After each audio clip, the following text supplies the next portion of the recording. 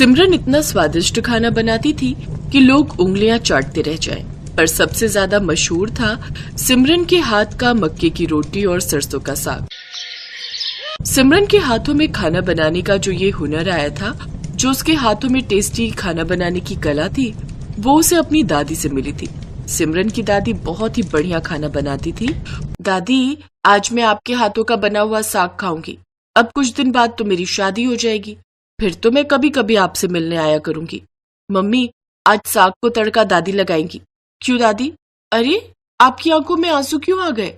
आंसू तो आने ही है। मेरी बच्ची अपने ससुराल जो जा रही है, तू हमें बहुत याद आएगी। आज मैं तेरे लिए अपने हाथों से साग बनाऊंगी और गरम गरम मक्का की रोटी भी खिलाऊंगी। झाई जी, आपकी आंखों में आंसू देखकर मुझे भी रोना आ रहा है। सिमरन, तेरे जाने के बाद हम तो सचमुच उदास हो जाएंगे। मम्मी, मैं दादी को मना कर रही थी, अब आप भी रोने लगी। अब आप दोनों को देखकर मुझे भी रोना आ जाएगा। हाँ हाँ, नहीं रो रहे। और फिर कुछ दिनों बाद सिमरन की शादी हो जाती है। शादी के बाद वो ससुराल आती है। सिमरन के ससुराल में बहुत खुशी का माहौल था। उसके सास ससुर बहुत अच्छे स्वभाव के थे, पर सिमरन की जेठानी हरनीत कौर का स्वभाव कुछ ठीक नहीं था। सिमरन के आने के बाद जब सब सिमरन के हाथों के खाने की तारीफ करते तो हरनीत जलन से भर जाती। सिमरन पुत्र, आलू के पराठे ते बहुत ही स्वाद बनाए ने। तेरे हाथों विच ते जादू है, जादू। बहुत बढ़िया बने हैं, बिल्कुल पतले पतले, करारे करारे। सुनो जी, सिमरन ने पहली बार कुछ बनाया है। सिमरन को शगुन देओ जी। हाँ हाँ बिल्कुल, ये ले सिमरन पुत्र। Thank you mummy ji. Thank you papa ji. मेरा तो पेट भर गया, पर मन नहीं भरा। सचमुच तुमने पराठे बहुत ही टेस्टी बनाए। मैं और बनाकर लाती हूँ। अरे भाभी, आओ ना, आप भी बैठो, मैं आपका भी नाश्ता लगा देती हूँ। मुझे अभी भूख नहीं है। मुझे भूख होगी तो मैं अपने आप बना लूंगी। तुम्हें परेशान होने की जरूरत नहीं है। सिमरन हैरान रह जाती है कि उसकी जेठानी का बोलने का तरीका बहुत खराब था, पर सिमरन चुप रहती है। घर में सब लोग भी समझ जाते हैं कि हरनीत किस तरह से सिमरन से बात कर रही है। हरनीत कमरे में जाकर मन ही मन बात करने लगती है। ये थोड़ी है जब भी सिमरन कुछ बनाएगी तभी शगुन देना है। शादी के अगले दिन उसने हलवा बनाया, तब मम्मी जी ने उसे इतना महंगा हीरो का हार शगुन में दे दिया। आज पराठे बनाए तो आज पापा जी से शगुन दिलवा दिया। जिसको देखो इसकी तारीफ के पुल ही बांधे जा रहा है और सब सगन पर सगन दिए जा रहे हैं। मुझे कुछ ना कुछ करना होगा, नहीं तो ऐसे तो इसके भाव बढ़ जाएंगे और मेरी तो वैल्यू कम हो जाएगी। अगले दिन राज की दादी आने वाली थी।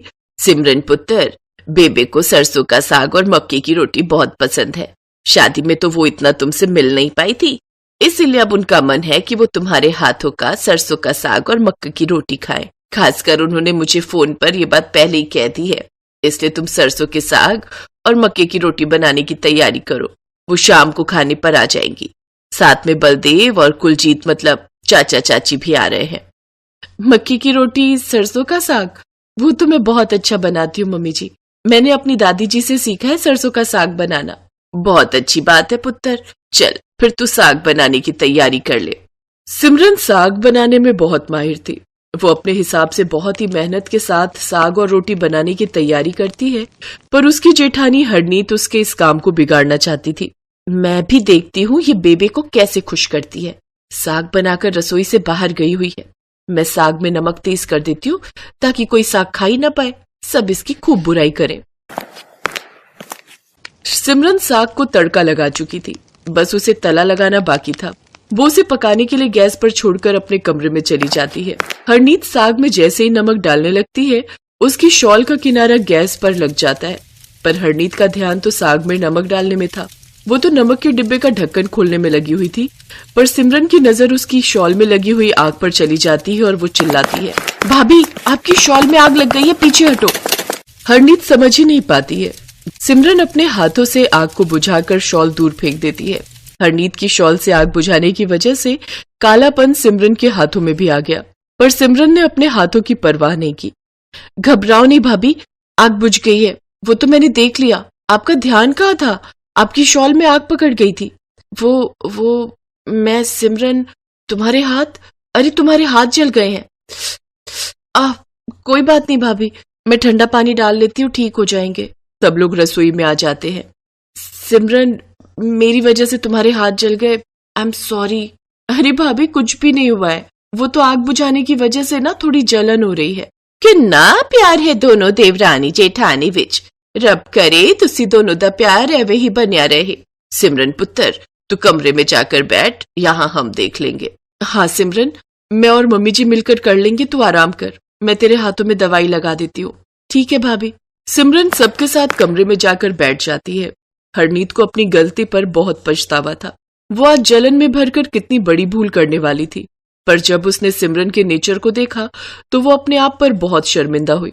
सब लोग सिमरन के हाथ की बनी मक्का की रोटी और सरसों का साग खाते हैं। सिमरन पुत्र, साग ते मक्का दी रोटी बड़ी स्वाद बनाई है, इतनी खुशबू साग विच आ रही है कि पूछो ही मत। सिमरन साग बहुत स्वाद बनाया है। थैंक यू दादी जी। सब लोग सिमरन के हाथ का साग और मक्का की रोटी खाते हैं तो सब उसे शगुन देते हैं। हरनीत के हाथ में एक बॉक्स था, शायद वो भी सिमरन को कोई उपहार देना चाहती थी। सिमरन, ये मेरी तरफ से, जब से तुम शादी होकर आई हो मैंने तुम्हें कभी कुछ भी नहीं दिया, खोलकर देखो तुम्हें कैसा लगेगा। सिमरन गिफ्ट को खोलकर देखती है तो वो बहुत खुश होती है। इतना सुंदर नेकलेस, ये तो बहुत प्यारा है भाभी। थैंक यू भाभी। सिमरन अपनी जेठानी हरनीत के गले लग जाती है। उसने सभी के दिलों को जीतकर मक्के की रोटी और सरसों के साग की तरह अपने प्यार और अपनेपन की सौंधी सौंधी खुशबू बिखेर दी।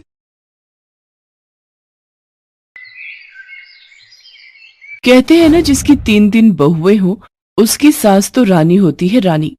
लेकिन मंजू का हाल देखकर तो कुछ और ही लगता है।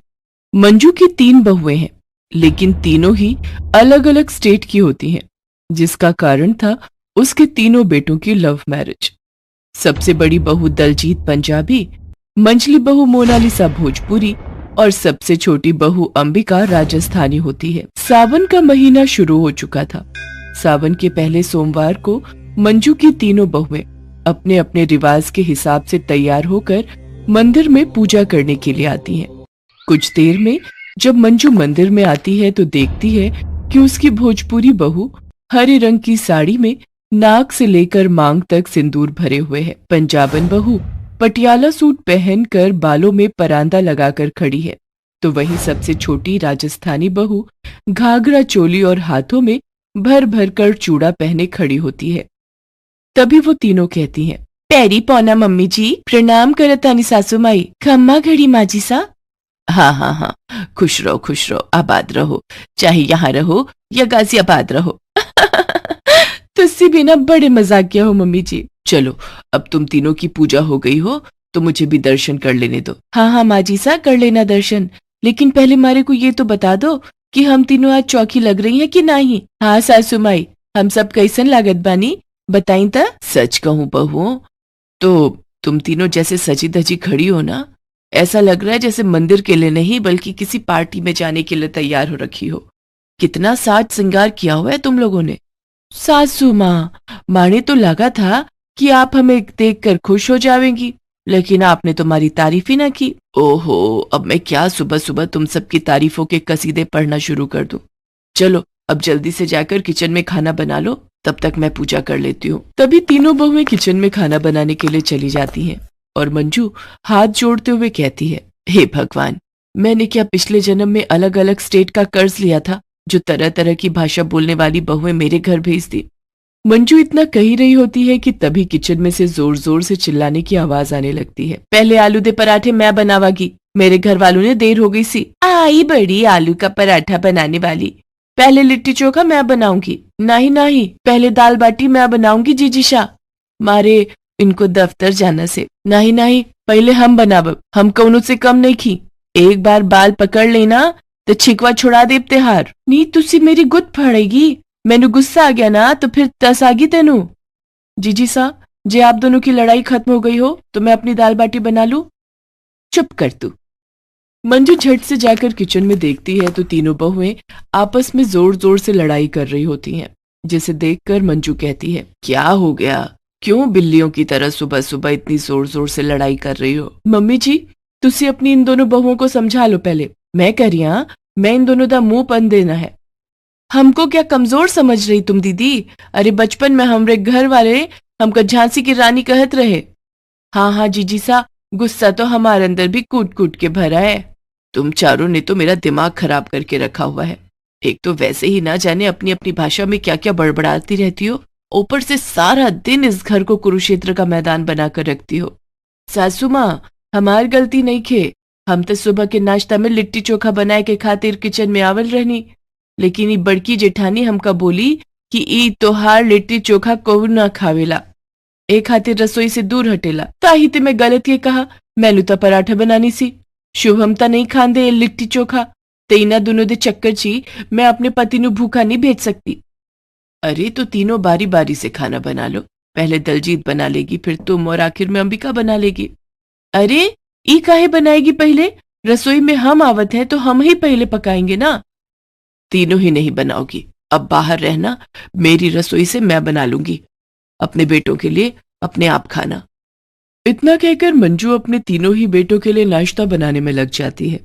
एक दिन मंजू दोपहर के समय हॉल में बैठकर टीवी देख रही होती है कि तभी उसकी पड़ोसन माया उसके घर पर आकर कहती है, अरे वाह, 3 बहुओं के राज में ऐश की जा रही है।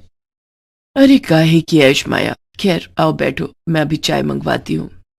अरे बहुओं, कोई रसोई में हो तो 2 कप चाय बना लाओ। इतना कहकर मंजू और माया आपस में बातें करने लग जाती हैं। लेकिन काफी देर इंतजार करने के बाद भी जब चाय नहीं आती तो माया कहती है, लगता है कोई बहू नहीं है रसोई में, इसीलिए अभी तक चाय नहीं आई। ऐसा नहीं हो सकता, इस वक्त कोई ना कोई तो जरूर होती है रसोई घर में, तू रुक, मैं देख कर आती हूँ। मंजू जैसे ही रसोई में जाती है तो देखती है कि तीनों एक दूसरे के बाल पकड़कर लड़ रही होती हैं और कहती हैं, सासू माँ, हमके कहले बानी चाय बनाए खाते तो हम ही बनाए। ना ना, चाय तो हम ही बनाएंगे माजीसा के लिए। मर जानियो, साडी जैसी चाय कोई बना नहीं सकता, इस वास्ते चाय तो मैं ही बनावागी, और मैनू पता है तुसी दोनों जानबूझकर मम्मी जी दे सामने काम करने दी, एक्टिंग कर दिया ताकि उन्हानू तुसी ही चंगी लगिया। अरे बस भी करो तुम दोनों, तुम तीनों ने तो मेरा खून जलाने की कसम खा रखी है। अरे भाषा और शहर अलग है, लेकिन हो तो इंसान ही, जब देखो बिल्लियों की तरह लड़ती रहती हो। एक चाय मांगी थी तुम लोगों से, लेकिन उसके लिए भी पहले तुम्हें महाभारत ही करनी है। ये कहकर मंजू वहां से चली जाती है। कुछ दिन बाद मंजू का सबसे बड़ा बेटा रोहन अपनी माँ से कहता है, माँ, इस बार हम तीनों भाइयों को बिजनेस में अच्छा खासा मुनाफा हुआ है, तो हम सोच रहे थे कि क्यों ना आउट ऑफ स्टेशन घूमने चलते हैं। ख्याल तो बहुत अच्छा है, तो तुमने कोई जगह डिसाइड की? काहे पंजाब का ही जावत है, हमारी यूपी में घूम कर आएंगे। नहीं नहीं, हमको तुम्हारे राजस्थान जाने से। तभी रोहन चिल्लाते हुए कहता है, चुप करो तुम तीनों की तीनों, कोई कहीं नहीं जा रहा है। अरे घूमने जाने के लिए तो एक सहमति बनाती, पर तुम तीनों को तो लड़ने का बहाना चाहिए। इसके बाद रोहन वहां से नाराज होकर दफ्तर चला जाता है। उसके जाने के बाद तीनों को अपने किए पर मन ही मन बहुत पछतावा होता है। फिर एक दिन अंबिका सब्जी लेकर आ रही होती है तो उसे अपने मोहल्ले में होने वाले सांस्कृतिक प्रोग्राम के बारे में अपनी पड़ोसन माया से पता चलता है। तो वो घर आकर अपनी दोनों जेठानियों को इसके बारे में बताती है। तीनों आपस में बातें कर ही रही होती हैं, तभी मंजू आकर कहती, क्या खुसुर फुसुर चल रही है तुम तीनों में? सासू माँ, हम सब ना वो मोहल्ला में होके वाला प्रोग्राम के बारे में चर्चा करत रही। हाँ माँ जी सा, माया मासा ने बताया कि मोहल्ले में कोई सांस्कृतिक प्रोग्राम होने वाला है, तो हम सब ने सोचा कि क्यों ना हम सब भी इसमें भाग लेवे। पर तुम तीनों एक साथ प्रोग्राम में करोगी क्या? नाचेंगे और की। मैंने तो सोच लिया है, हम तो उस प्रोग्राम में राजस्थानी घूमर करेंगे और मैं भांगड़ा, और हम भोजपुरी गाना पर ठुमके लगाएंगे। हाँ, और तीनों की तीनों मेरी इज्जत का फालूदा बनाओगी। अरे पार्टिसिपेट करना ही है तो एक साथ मिलकर प्रोग्राम में हिस्सा लेना, वरना कोई जरूरत नहीं। अपनी सास की बात सुनकर तीनों बहुत सोच विचार करती हैं और आखिर में एक साथ प्रोग्राम में हिस्सा लेने के लिए मान जाती हैं। देखो बहनों, मम्मी जी बिल्कुल सही कह रही हैं। हुण हम सबनू दिखा देवांगे कि जब अलग अलग स्टेट मिलकर एक होंदी है तो वो कितनी पावरफुल हो जाती है। ए बात ठीक सा जीजी सा। तीनों बहुएं मिलकर प्रोग्राम के लिए खूब प्रैक्टिस करती हैं और आखिरकार प्रोग्राम वाला दिन भी आ जाता है। मिक्स गानों पर डांस करते हुए सबसे पहले तो वो तीनों भांगड़ा करती हैं, उसके बाद भोजपुरी गाने पर ठुमके लगाती हैं और आखिर में घूमर करके सबका दिल और वो कंपटीशन जीत लेती हैं। सारा मोहल्ला उनकी तारीफ करने लगता है। अपनी बहुओं को ऐसे एक साथ देखकर उनकी तारीफ सुनकर मंजू बहुत खुश होती है और उन तीनों को गले लगा लेती है।